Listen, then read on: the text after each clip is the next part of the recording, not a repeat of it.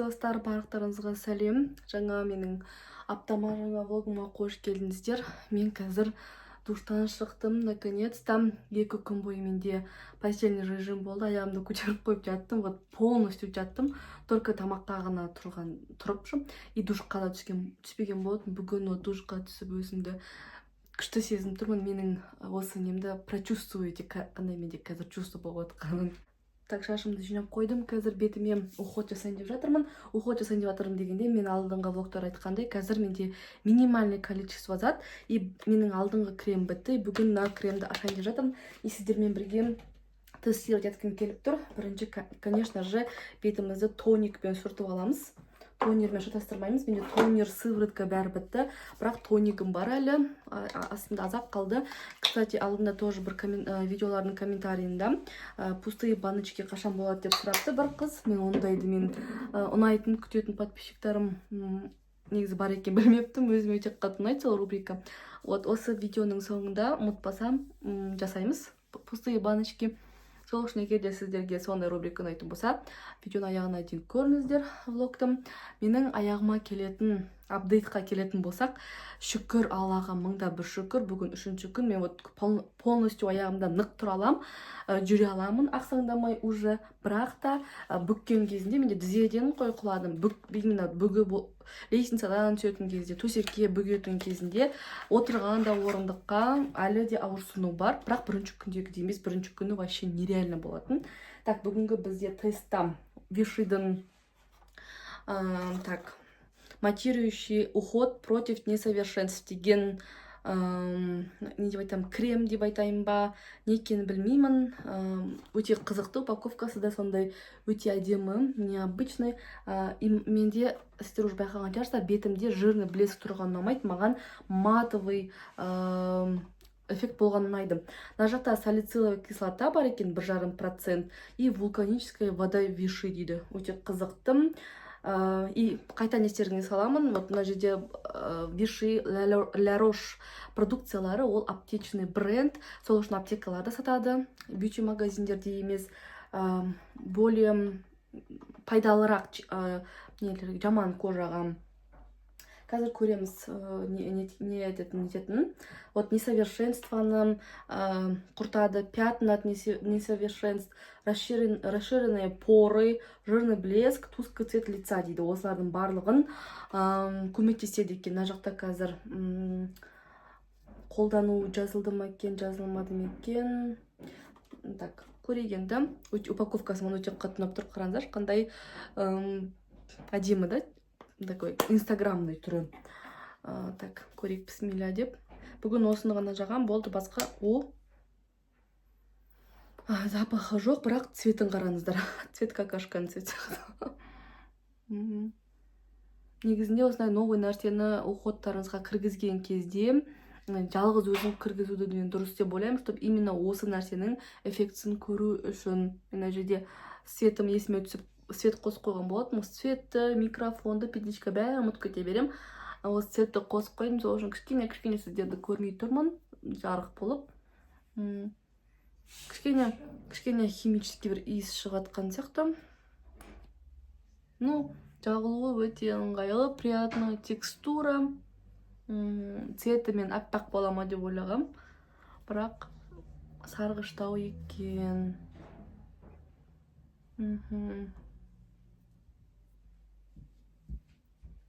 Так, вот бетім бәріне жақтым. Менің бетім қазір сіздерге светпенен еще лучше көрініп тұрған шығар. Қандай болып тұрғаным. Пока енді көреміз, тексереміз. Может, осы влогтың соңында кішкене более-менее көбірек информация болады. Пока что бүгін бірінші күнге осындай болды. Бірақ та по-любому я хочу еще тонер алғанға, сыворотка алғанға, мен білесіздер, как я обожаю. Менде даже умывашкамда біреу-ақ қалды. Бәрі полностью менде бітті. Вот на тоникімді уже айтқанда яғна. Бірақ нау, мен кажется, бір ай смело жететін сияқты. Вот, енді көреміз, потом қалай болған айтамын. Қазір мен жаңа кітап бастаған болатынмын. Соны қазір оқиын деп жатырмын. Мен кітапты оқып жатырмын, дала уже таң атып жатыр, сағат 7-ден асты ғой деймін. Өте күшті қызықты кітап маған ұнап жатыр. Мынаны алып қойғам қасыма, бірақ бұны әлі оқып келіп тұрған жоқ, сол үшін өзіме ұнайтын кітабымды оқып жатырмын. Еще мына Аюды бағана мен Ерасыл бөлем мен ұйықтап жатқанда келіп менің қасыма қойып кетіпті. Өте күшті милашка Аю. Достар, мен бүгін обедте коллегаларымызбенен обедке шығайық дегенбіз. Вот мен отпускада болсам да мен кешігіп бара жатырмын. Самый последний уже бәрі барып қойыпты. Осындай киімді кие салдым да жүгіріп шығып жатырмын.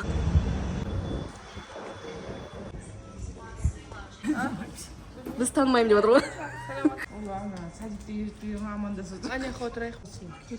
Мен блог жасаймын.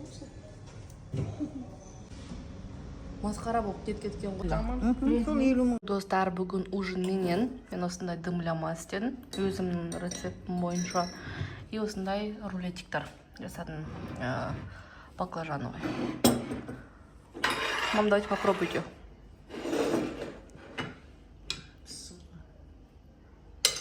Бүгін мен ужин жасап отырмын. Бүгін бізде кешкі асқа чахогубили деген тағам.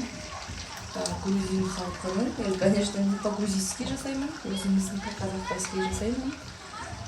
Сол отпуск кездерде ужин жасаймын деп шешкен болатынмын. Сол бүгін екінші күн. Кеше көрдіңіздер дымляма и рулет и баклажан жасадым. Бүгін бізде осында грузин кухнясы. Чахогубили плюс бір салат жасаймын. Көрсетемін қандай екенін. Бізге қазір бір тауықтың рецепті жасаған бойынша рецептті бөлісіп отырайын. Бірінші осылай тауықты нетіп алу керек, қуырып алады. Мағыядан алады, ала тұрады. Дұрыс тауық екі жағынан қызартып қуырып алады. Одан кейін қалғанын жасайды. Тауығын көп кетпейді, кішкене сен алайын. Сол барлығы бір келкі қуырып атындай. Осылай қазір екі жағынан да қуырып аламыз. Енді мен осындай боксқа болып көрсетіп отырмын. Честно, бірінші істеп отырмын. Көз көріңіз қалай болатынын. Одновременно и сіздерге влогқа, и үзінділерін сторисқа да түсіріп отырмын. Сол үшін просто тамағын салқындықтан еще и делаю контент.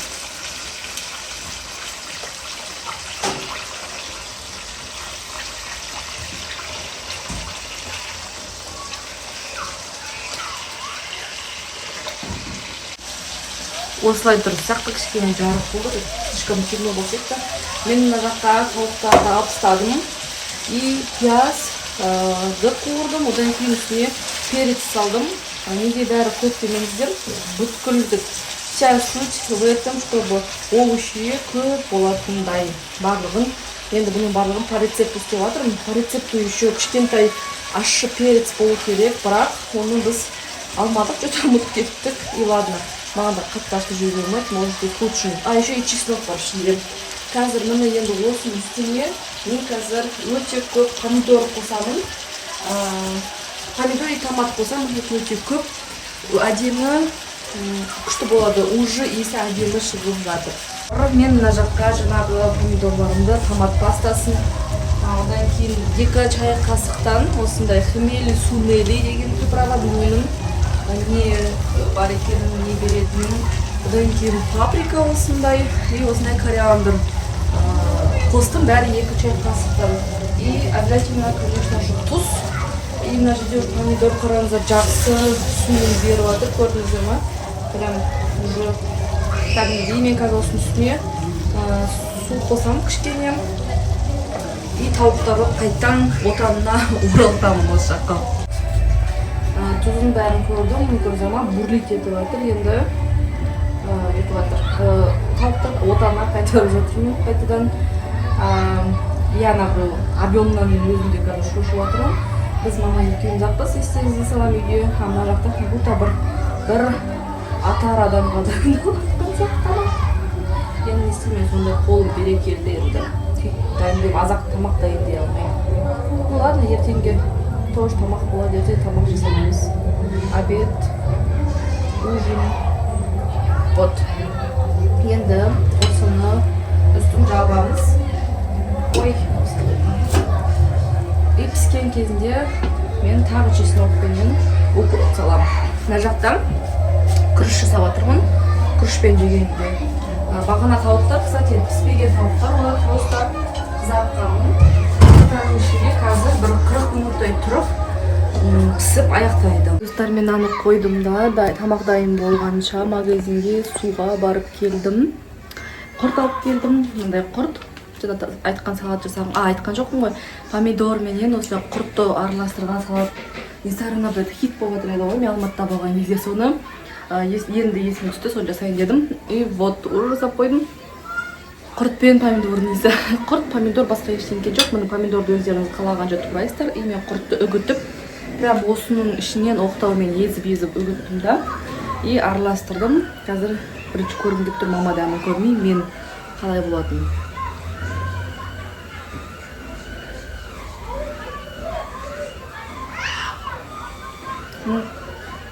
Болады жөге.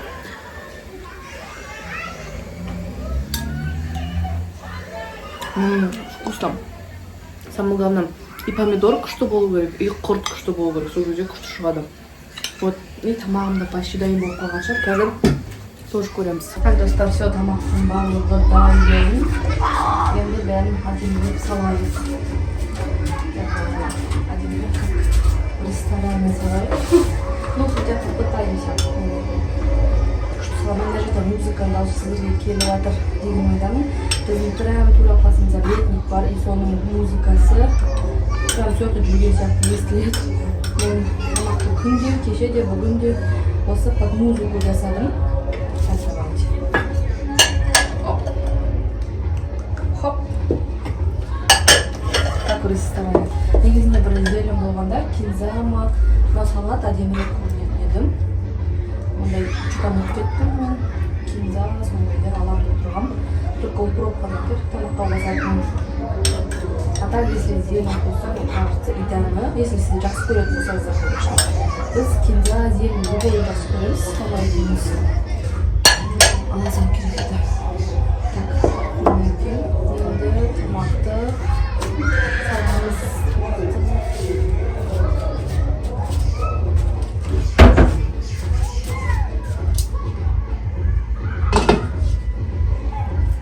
И та-дам! Вот у нас тамақ. Давайте наверное.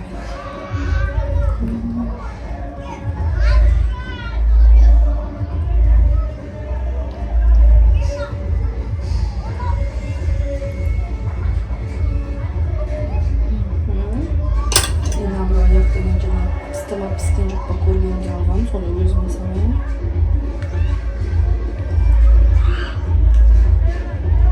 Қалғаннан уже басқарасымен салайын.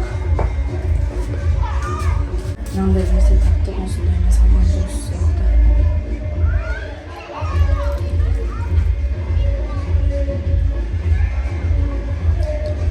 Негізі бұны грузиндер күрішпен жемейді, просто мен ойымша күрішпен жақсырақ сияқты ішеді.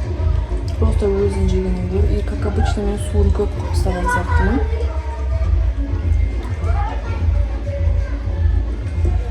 Суын былай көп қосаңыздар, дұрыс болатын сияқты. Мен сулы болған жақсы көремін да, суын всегда көп қылып қоямын тамақтың.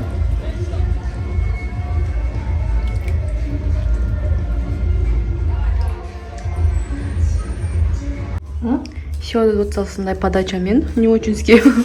Ана мама осындайға су көп бөлек құйып алып келді қазір, если что құятындай. И мама, давайте салатты попробуйте на видео, пожалуйста.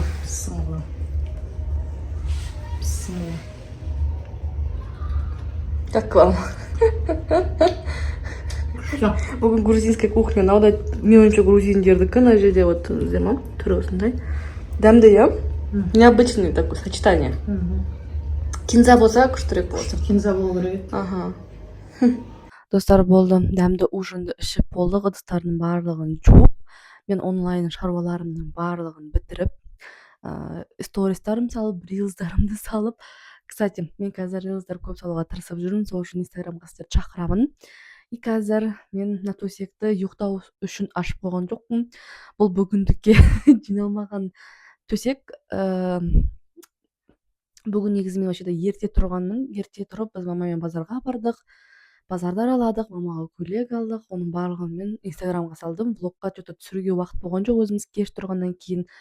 Үйгө келип мен кайтадан уктадым. Жиналып турган төсөктү ашып кечке чейин, поэтому төсөк кайта шашылыптыр.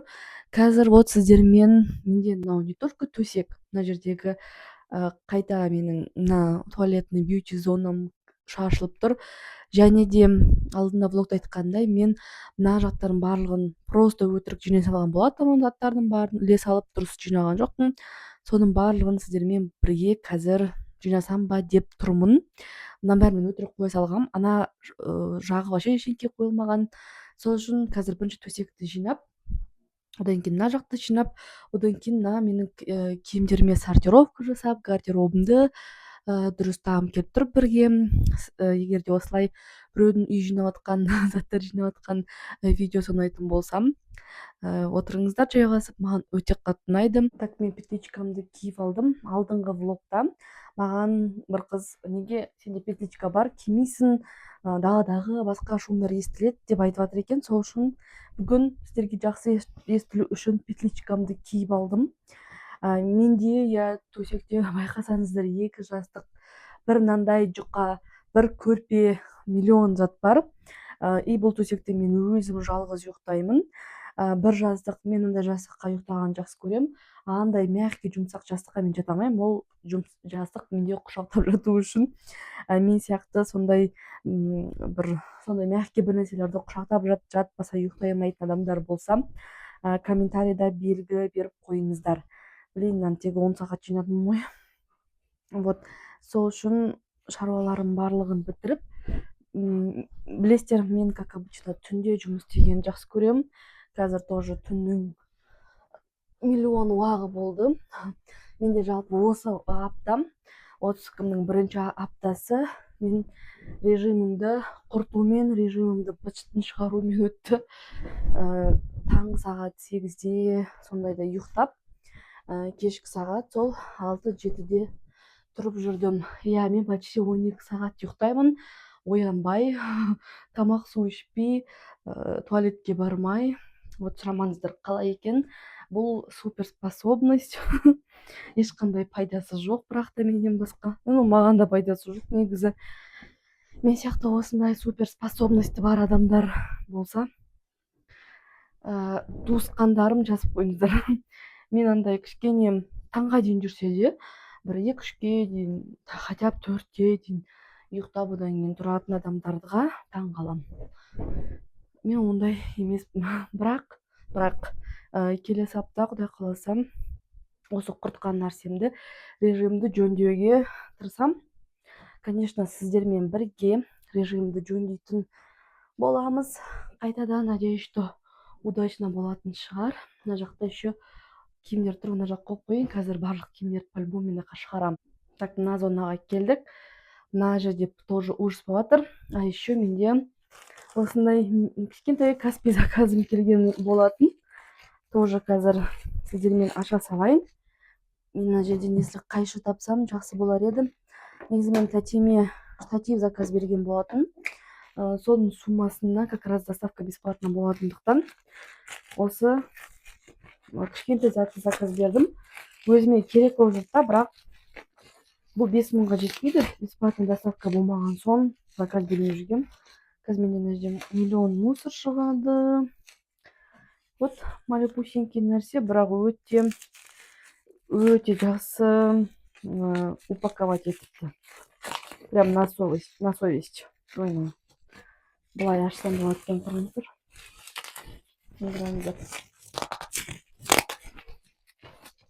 Антистресс.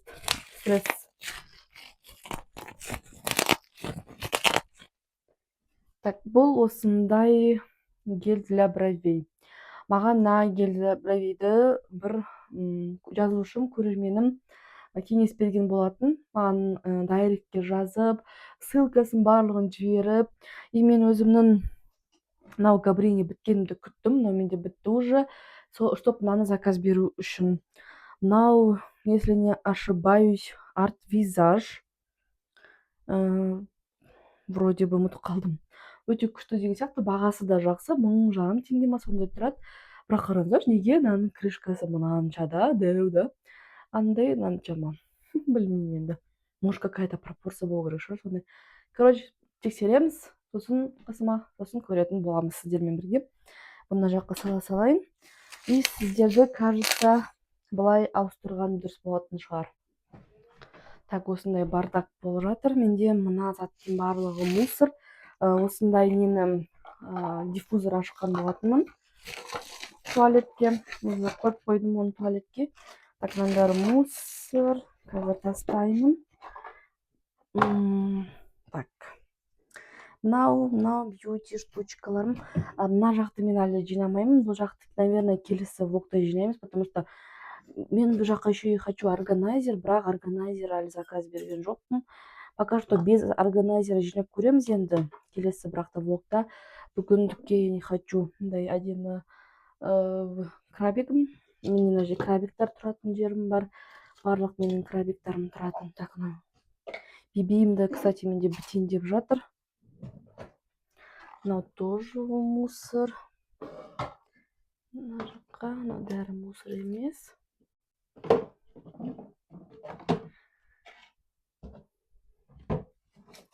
Так, мыналардың барлығы мусор емес.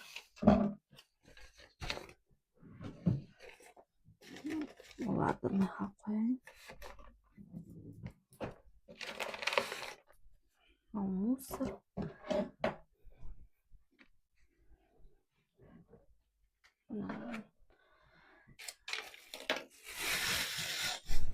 Мусор.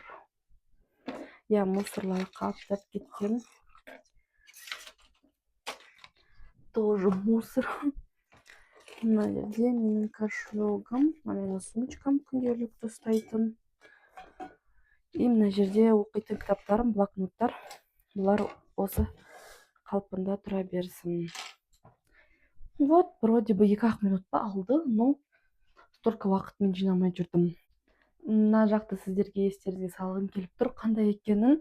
Вот, мына жақта мындай до конца жер бар. Бұл жаққа мен думаю, жоғарғынандай киімдерді іліп қоюға ұзын емес, көйлек сияқты емес заттарды, өйткені көйлектер мына жаққа болмайды. И довольно жоғарыда прям орналасқан. И мына жерде, төмен жерде тоже мындай неменен шалбарлар, джинсы, люги нәрсе бар тоже. И мына жақта осындай 3 отсек бар. Мен бұл жаққа негізі уже қойып қойдым. Бұл жерде менде полотенцелар и пастельдер тұр. Менің ғана емес, бүткіл үйдің осындай заттары тұр. Поэтому мен ойымша бұл идеально. Солай қалдыра береміз. Қонақтар үйге келген кезде мамамның, өзімнің барлығының пастельдері осы жерде. И осындай тағы да бір одеяло ма не? Одеяло емес, үтік басатын нәрсе. Соны тоже мына жаққа қалдырып қояйық. И сам үтік тұр. И менде мына жерде менің мынау шоперім тұр. Алматы күшті қолданып шуға келгелі қолданбай кеттім. Вот, и қазір мен мына жаққа барлық жаңағы кофта, футболка дегендерді орнын ауыстырсам ба деп тұрмын. Мына жақтан қазір реттеп. И менде мына жерде 2 пакет пока что бар и 2 чемодан бар. Мына жерде менде кішкене жылы киімдер, қыстық, күздік, салқын погодаға. Поэтому мен бұны басында разбор жасайын деген, бірақ пока разбор жасамай қойып, потому что біліп тұрмын, не киімдер бар екенін ұмытқан жоқпын әлі. Вот мына жақта менде осындай жоғарғы не бар, жоғарғы отсек. Негізі мен ойымша бұл жер жасалуы бойынша бір көрпелерге сондайға арналған шығар, бірақ та бізде қазақтарда мынандай көрпе жоқ. Мынау слишком аз көрпеге орны, поэтому ондай қоймаймыз. Еще менде көрсеттім ба жоқ па, осындай новый фен маған сыйлаған Әйгерім тәтем, сол үшін мен оны сол жаққа қойып қойғанмын. Вот, бірақ негізінде шашқа арналған менде оборудованиялар былай айтқанда ол жақта тұрмайды. Вот мен мынаны типа менің қыстық киімдерім деп осы жаққа қойып қойғым келіп тұр. Как вы думаете? Потом менде осындай бар екен. Бұл жерде керісінше Бұл андай пакет. Сіздерге қалай түсіндірсем болады. Мына жерде менде джинсылар, которые мен арықтағанда киемін деп. Менде бұрынғы джинсыларым, которые уже маған тура келмей қалған. Бірақ оларды мен арықтағанда киемін деп қойып қойғанмын ғой, короче. И вот қазір ойланып тұрмын, маған екі чемоданды ашуға стоит или нет. Қазір оны көреміз. И вот достар, сіздерге еще менен бір совет айтқым келеді. Вот мына жақтағы барлығын мен ар жаққа ауыстырамын орнын қазір. Вот так вот кішкене лучше сияқты. Сол сіздерге менен кішігірім совет. Если вам покажется, что сіздерде киім жоқ, киетін, не киетінімді білмеймін деп ойласаңыздар, всегда одно и то же деген сияқты. Просто алыңыздар да шкафтарыңызда барлық киімдерді жерге түсіріп, жерге шығарып көріңіздер. Сол кезде сіздер көресіздер, что сіздерде киім деген тола екенін көресіздер. Просто когда вот осылай барлығы тұра берген кезінде біз даже байқамаймыз, что бізде киімдердің көп екенін, киетін киімдеріміздің байқамай қаламыз. Шынымен мен де осы неге дейін, көшкенге дейін, бәрін разбор жасағанға дейін ойлап жүрдім, что менде не жоқ, киім.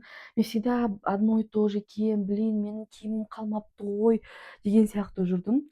Потом вот көшкен кезде разбор жасадым, и менде миллион киім бар екен. Например, вот мынаны да мен недавно кие бастадым, жаздың ортасында. Мына біреуді де тоже, например, бір-ақ рет кидімші. Всегда одно и то же киесің, как будто бы. Мынау немді мүлдем киген жоқ. Мына жерде менде бір юбкам бар, тоже, мына футболканы тоже. Сол үшін, если сіздер разбор жасамасаңыздар, как будто шкафтар киімдер толып тұр, бірақ киетін жоқ. Как будто мен ары көйлекті всегда кие беремін, потому что ол легкий, оңай, и бұны как бы ойланбай кие бересің. А так, если сочетать етсе, киімдер көп екенін көрдім. И мен уже болды, жазға ешқандай ештеңке алмаймын деп шештім. Менде осындай двойкаларды, лен двойка, ана жерде шалбары и рубашкасы екеуін бірге қоямын. Оларды мен бөлмеймін. Осындай қара футболка. Мен ойлағам еще бір күні, бүгін ба білмеймін, бүткіл киімде, мынаның бәрі уже менде мыж, стиркадан кейін, көшкеннен кейін бәрі мыж болып тұр. Барлығын бүктеп қойсам ба, түктеп қойсам ба деп. Бірақ, наверное, бүгін емес шығар. Мен если мына жақтан барлығын алып тастасам, барлық футболочка бәріне, онда мына жақта вообще киім қалмай қалатын екен ғой менде. Менде өйткені юбкадан, мен көйлектерімнің барлығын менде чемоданда тұр. Тойға киетін, үлкен выходқа киетін көйлектердің барлығы менде чемоданда. Мына жерде вот халат тұр. Үйге киетін халат, платьяларды тоже түктеп қою керек шығар, іліп. Плюс мен күзде киетін куртка, плащ, пальто, жұмысқа киетін офисный көйлектердің барлығы осы жаққа ілінеді. Просто қазір вот куртка, плащ болмағандықтан, наверное, пустой сияқты болып тұр мына жаққа. Так, бұл жер ондай болмайды. Сол үшін, наверное, қоя беремін ой деймін, мына жаққа да, чтобы болатындай. Қазір, короче, көреміз. Вот, сіздер менің андай онлайн советниктарым сияқтысыздар. Мен негізі жазда ақ футболка кигенді жақсы көремін. Мен ойымша ақ футболка көп нәрсемен сочетается. Точнее, мне кажется, бәрімен почти. Сол үшін менде ақ футболкалар көп. Так, мына бәрін вот, или мына жаққа хотя бы рубашки оставить. Не знаю, даже. Давайте осы бір сыпыраны көші қон қылайық. Чтоб мына жақта ыңғайлы болатындай. И маған купе есік болған ұнайды. Бірақ, білмеймін, бір ұнамайтын адамдар бар шығар. Сіздерге қалай? Купе деген мынандай есіктер былай, чтобы жүретінші, былай ашылмайды, короче.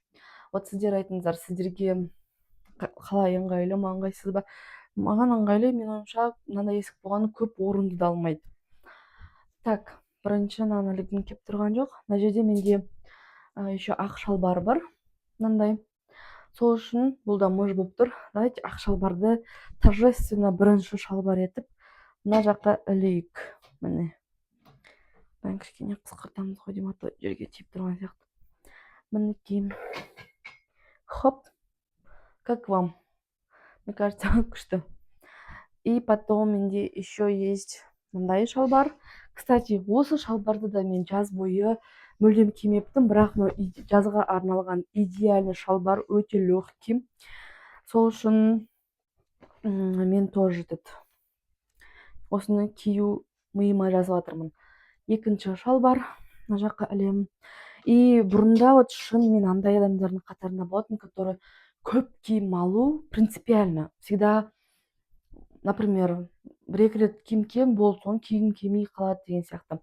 Ал қазір мен білмеймін, более осознанный болдым ба, или оған бюджетмен, өзімнің бюджетімнен бөлінетін болған соң ба, маған нормально, как бы көп ақшаны киімге құртпау, базовый киімдер алып, соны бірімен сочетать еткен дұрыс деп ойлаймын, чем миллион киім бір сезонға алғаннан гөрі.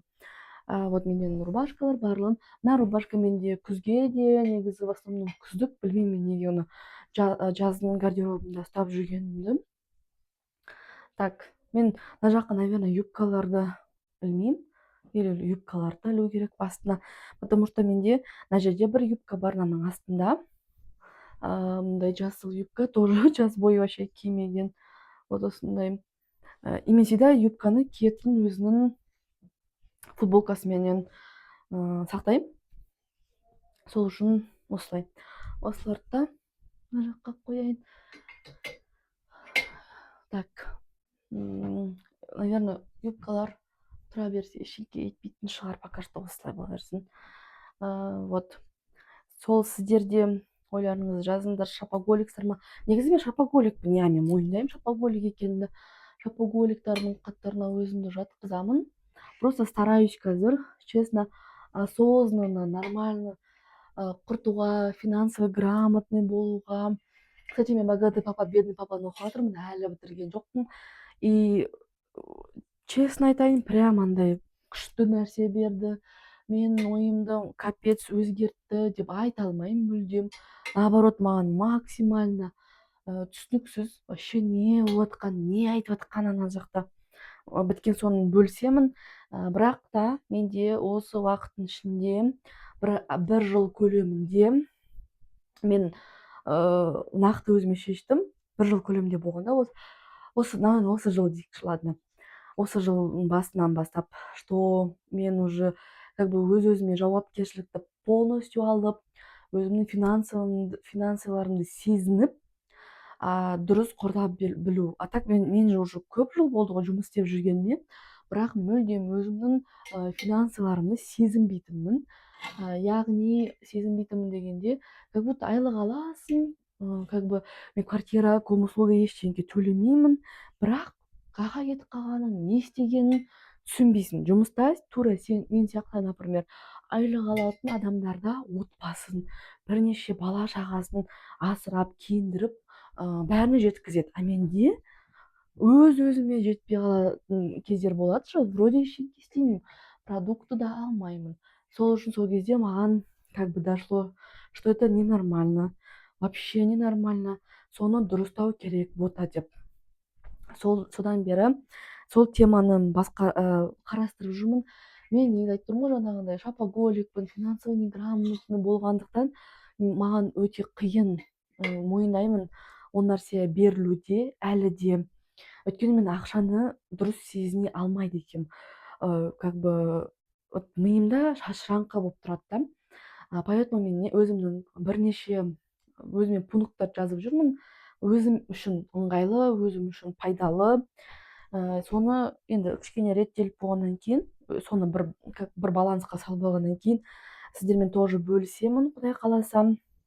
И менде қазір реально цельдар пайда болды, может содан да шығар. Так, мына жаққа меніңше сырт киімдер тұра берсін онда. Осындай менде безрукавка, мынау, осыларды қалдырайық. Мына жақта менде жаңағындай не. Менде мына жерде төменде осындай бір пакет. Мына пакеттің барлығы вешалкалар. Не деп ойласаңыздар. вешалка. Так, бірақ бұл жерде барлығы эстетичный, красивый вешалкалар емес. Өкінішке орай мынандай не очень красивый вешалкаға менде мына жерде платье халат бар. Хочется осыны да іліп қоюға. Наверное, қазір все-таки чемодандарды ашып көре саламыз ау, иә, не бар екен ішінде. Осындай платье халат. Мен негізі редко үйде киемін осыны, но пусть бола берсін. Кейде бір қыздар сияқты болғым келіп кеткенде киетін шығармын. Мына жерде мен обычный өзімнің халатым тұр, бьюти нәрселер жасайтын. Менде тағы бір көйлегім бар сияқты еді. А чё, менің нем өшіп қалды? Фонаригім. Көрдіңіздер ма, ана свет өшкен кезінде қандай қараңғы болады мына жақ. Так, рубашка номер 1, рубашка номер 2. Маған негізі рубашкалардың просто осылай ілініп тұрғандары ұнамайды. Мына рубашканың астында менде мына жерде бір футболка бар. Обязательно бірге тұратын. Просто ол мыж болып тұр, үтіктеу керек, сол үшін ілмей жатырмын. Үтіктеген соң осының астында тұрады. А мына рубашканы қай бір футболканың астына қою керек. Ну ладно, пока что бөлек тұра берсін. Пока не мешает. Былай. Маған көрдіңіздер ма, мен кішкене мынандаймын. Маған вешалкалардың барлығын бір бағытқа, бір бетке қарап тұрғаны өте маңызды. Білмеймін, сұрамаңыздар неге екенін. Мен байқасаңыздар түс бойынша бөліп жатырмын. Мына жерде кішкене күздік қалыңырақ киімдерді қойдым. Мына жақта бежевый, ақ, голубой и мына жақта уже темный түстерге қарай өтеді. Негізінде бұйырса күз басталғанда менде бұл жақта жұмыстың в основном киімдері тұрады. Пижактар деген сияқты. В основном. Енді футболкалардың бәрі уже жиналады ғой. Сол, давайте онда қазір осындай энергия болып тұрған кезінде онда чемоданды ашып тоже көрейік, не бар екен. Может, ол жерде көйлектер бар да, может сатқанға тағы да көйлектер бар шығар. Алғысы келетін адамдар болса. Мен мына жақты білмей тұрмын, қалай дұрыс істегенін, дұрыс жасау керектігін. Мына жерде менде просто разброс тұр. Мына жерде үй киімдері, пижамалар. Мына жерде вообще сумочкалар, бірақ сумочкалардың жағы тұрғанын қаламаймын. Қалай болған дұрыс болады екен. Білмеймін, даже миым ауыртқым келіп тұрған жоқ. Менде бір сондай желание болады, когда вот барлығын жинағым келіп тұрады. Но менде, например, лосины. Лосины менде мына жақта. Она менің қызыл көйлегім. Кстати, тоже сатам, если кому нужно, потому что тоже 2 рет кидім. Болды, максимум бітті. Оны кимеймін енді. Мына жерде менде 2 орамал. Мына жаққа қойық, и мен қазір чемоданды алып келіп алайын. Так, мінекей жақсы көріну үшін мынаға көтеріп қойдым. И былай қойайын кішкене. Ашып көрейік не бар екенін. Менде мына жерде қалың заттар екен. Қалыңды как кофта. Вот бір сезоннан кейін заттарымды ашып қарасаң, заттарым басқаша біреудің заттары сияқты көрінеді. Вроде 3-4 ай бұрын ғана мен алады жинап қойдым. Но как будто бы новый киімдер сияқты. Вот, мына жақта тоже киімдерді, например, ұмытып қалдым. Бәрі әлі керек емес екен. Оларды мен ойымша ілу мына жаққа не стоит. Бәрі слишком қалың киімдер. Сол үшін кішкене қыркүйектің айын, қазан айының басын күту керек сияқты. Бұларды ілуге сол үшін. Ой, шашылды әні бәрі. Орын алып, обай құстарды шаң қылдырып, не қыламыз қойып. Сосын тоже күз басталғанда новый емес сияқты болып қалады. Так, давайте, менде еще екінші үлкен чемодан бар. Бірақ бұл үлкен чемоданны жаққа мен көтере алам ба? Жоқ па? Так.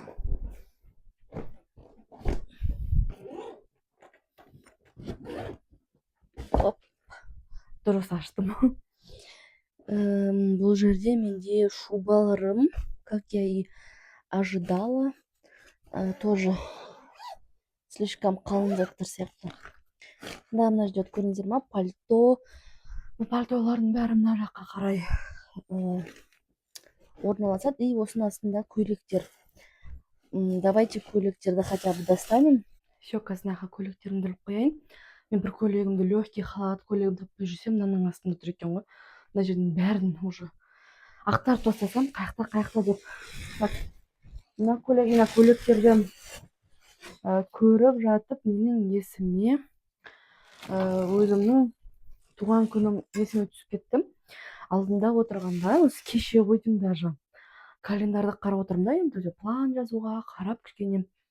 И осы аптадан кейінгі апта уже менің туған күнім екені есіме түскенде мен капец шоке болдым. Соншама уақыттың қалай аз қалғанын маған әлі ұзақ уақыт бар сияқты көрінгенін. Мен де уже сонда 1,5 аптадан кейін 26-ға толамын. Прикиньте, просто 30 жасыма 4-ақ жыл қалды. Мына 2 ноутбукты мен мына жаққа көтеріп қойғым келіп тұр. Сонымен, короче, менде шок болдым мен. Әлі ойлап жүрген болатын. Негізі мен білесіздер, туған күнімді жақсы көремін. Бұрыннан алдын ала пландаймын. Осы Алматыдан келгелі мен туған күнімді, короче, ойлап жүрдім. Қаяқта жасаймын, қалай жасасам болады деген сияқты. И осы июльдің ортасынан кейін уже мен жасағым келмей қалды. Потому что білмей тұрмын да, вот жасағым да келеді 50-50. Мен уже бомбонерка қойсам ба, уже қандай ойындар, список гостей, қандай типа декор сияқты қойсам, уже бәрін мен ойластырып, сохранить етіп қойған болатын. Бірақ одан кейін вот екінші жартыжылдығына келгенде білмей қалдым. Блин, жасау керек па, жоқ па.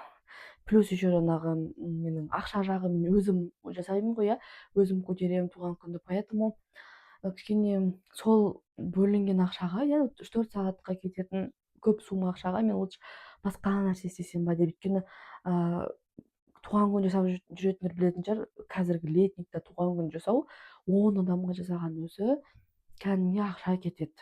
Шын. Оны негізінде көбісі түсінбейді, который вот редко нететіндер, вот реально если прям мен ойымдағыдай жасайтын болса, кәдімгі көп ақша кетеді.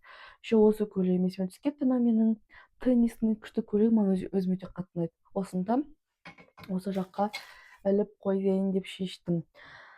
Короче, қыздар, вот сондай менде ойлар пайда болып жатыр. Туған күнім жайлы білмеймін. Не істесем болады, қалай істеймін. Бір жағынан 19 күні, мен туған күнім 19, көбісі білетін шығар. 19 күні просто үйде отырғым да келіп тұрған жоқ. Өйткені жыл сайын күштілеп, қыздармен тойлап, әдемі болып, билеп қайтатын настроение бәрібір күшті, оған ақша кетсе де, но в этом не суть қой. Жасамасаң просто үйде, как бүгінгідей обычный күн сияқты отыру тоже не хочется. Если бы путешествие сияқты бір нәрсе болса бы, ладно, жасамайтын едім. Но вот, білмеймін, может, мен Аллаға тапсырдым, қайырлысы болады, қайсы жағы дұрыс шығатынын, дұрыс ұйымдасатынын көреміз. Пока менде вот такие мысли, барлық пландарым барлығы құрып қойған туған күніме. Уже қыздарға да айтып қойған, олар да біледі негізі. На второй план кішкене кетіп жатыр қазір. Енді көреміз кішкене. Может, келесі апта точно уже белгілі болады. Комнатам кішкене реттеліп жақсы қалды. Енді бьюти зонам, туалетный столигім реттелсе, вообще күшті болатын едім. Менің осы аптам барлығы мына кітапты оқумен өтті. Айтқанымдай, влогтың басында уже ортасынан астым, мне кажется. И әлі, конечно, отзыв айтқан ерте, бірақ та мені қатты таң қалдырған нәрсені айтқым келеді. Бұл кітапта оқиға Новая Зеландия, Австралия жақта орын алады. И бұл жерде кітаптың басынан айтады да, типа, у меня день рождения в декабре, наконец-то начнется лето дейді. Сонымен ойладым, может, это типа шатасып кеткен шығар, аударғанда, жазғанда деген сияқты. Мән бермедім. И потом айтады, типа, сейчас у нас июль или июнь деді ма, начинается зима, похолодание дейді. Сонымен айтамын, невозможно бірнеше рет қателесуге. түсінбей қойды. Мен таңғажып оқып жатырмын ғой, мен ойлаймын мен қуып жатырмын ба уже, адасып кеттім ба деп. Соменен чат GPT-ға айтамын, почему кітапта айтып жатыр осылай осылай, что декабрь лето, август зима деген сияқты. Сөйтсем, оказывается, жаңағы Австралия, Новая Зеландия ол мынау біздің жер шарымыздың арғы бетінде орналасқан, яғни Қазақстанның бетінде болса ол арғы бетінде, яғни бізде қыс болып жатса оларда жаз, бізде жаз болып жатса оларда қыс деген сияқты. Ну логично же, логично. Бірақ та маған необычно болған нәрсесі, что вот олар үшін жаз айлары бұл желтоқсан, қаңтар, ақпан айлары. Вот прикиньте, оларда жаз басталады, бізде ура, декабрьда деп айтады. А қыс оларда июнь, июль, август айлары. Вот маған именно айларымен айтқанда прям біртүрлі түсініксіз, бір қызық болды. Былай негізінде логично, мойындаймын, менің кішкене нелогично ойланған, бірақ вот шынымен де маған осы нәрсе прям миым төңкерді, қызық болды. Әлі де уже вот мына ортасындамын ғой оқыған кезінде, что этот февраль бітіп жатыр, сейчас у нас начнется похолодание, наоборот айтады да. Вот қызық, вот бар ғой шынымен де біртүрлі, білмеймін, маған сондай болды. Айтатын нәрсем бар, кішкене біткен соң айтайын енді, қызық болса. Но вот бірінші менің таңғалдырған нәрсем осы болды. Так, достар, менде глажканың уақытысы келді, бірақ та мына барлық киімдерді емес, мен ертең мамам тойға барады. Мамаға бағана таңдап жүріп алған киімімізді, көйлекті түктеніп жатырмын. Мына көйлек менің мамаға ең отпускнойымнан сый. Соған алып бердім мамаға. Ең бірінші осындай жақын адамдарымызды қуантқан дұрыс. Батасын алып, мамамыздан артық ешкім бізге қуанып батасын бермейді, ештеңе алып бермей қойсақ та негізінде қуанады. Но вот айлықтарыңыздан, немесе айлығымнан, ну хотя бы бір мороженка, шоколадка алып берсеңіздер де, алып келсеңіздер, айлық алған күні, мен ойымша ол 10 есе қайтады ата ананың батасы, разылығы. Вот сол қазір осыны түктеп дайындап қоям. И менің осы влогымыз да аяғына келді. Пустые баночки рубрикасын келесі аптаға қалдырайық, өйткені мен ойымша мына жерде уже ұзақ болып кеткен сияқты. Сол үшін келесі аптада пустые баночки болсын ба, тоже жазып отырыңыздар. Менімен бірге осы аптаны өткізгендеріңізге рахмет. Келесі аптада айтқандай режимді дұрыстаймыз бұйырса. Және де мен демалыстарымның қалай өткенін көргілеріңіз келсе, мені инстаграмға шақырамын, келіңіздер. Бұл жерде де вообще басқаша формат, басқа контент деп айтайыншы. Сол, рахмет. Келесі аптада кездескенше, всем пока.